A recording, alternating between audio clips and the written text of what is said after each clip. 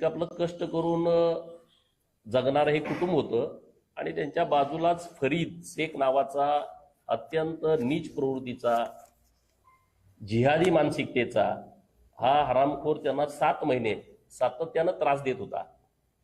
परंतु पोटाची खळगी भरण्यासाठी आलेल्या या कुटुंबियानं ना याबद्दल कधी वाच्यता केली, ना कधी कुणाकडे तक्रार केली।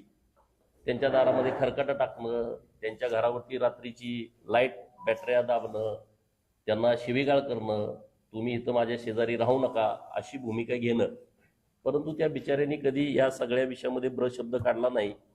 परंतु मागच्या मला वाटतं 4 दिवसापूर्वी सकाळी पहाटे म्हणजे 6 वाजताच त्यानं या लोकांना शिवीगाळ करून त्यांच्यावरती खुनी हल्ला केला। मनीषा केसरीकर यांच्या पोटावरती त्यानं इतका वर्मी घाव घातला होता की पोटातील सर्व आतड्या बाहेर आल्या होत्या। मोहन केसरीकरच्या डोक्यामध्ये हातोड्याचा मोठा असा घाव घातला आणि ते सगळे दोन्ही पती पत्नी रक्ताच्या थारोळ्यात पडले। लहान मुलं जी आहेत मनाली आणि मनोज या दोघांनी घराची कडी लावल्यामुळं ते नशिबानं वाचले। नंतर त्यांना मिरज सिव्हिल हॉस्पिटलला घेऊन गेल्याच्या नंतर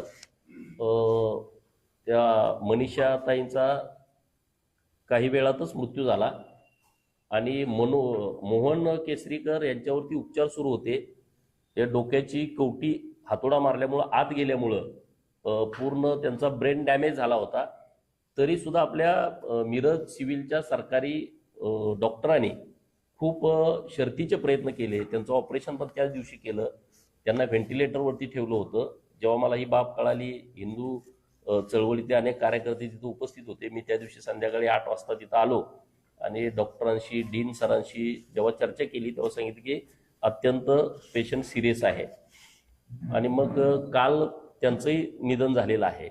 आता काही कारण नाही, त्यांचं कुठला वाद नाही, त्यांचं कुठलं भांडण नाही, परंतु अत्यंत घाणेरड्या मानसिकतेतून या कुटुंबाचा घात या शेखनी केलेला आहे।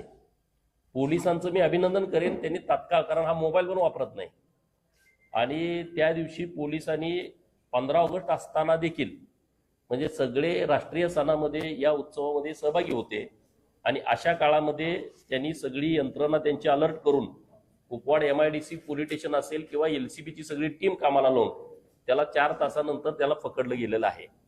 आता एवढं नालायक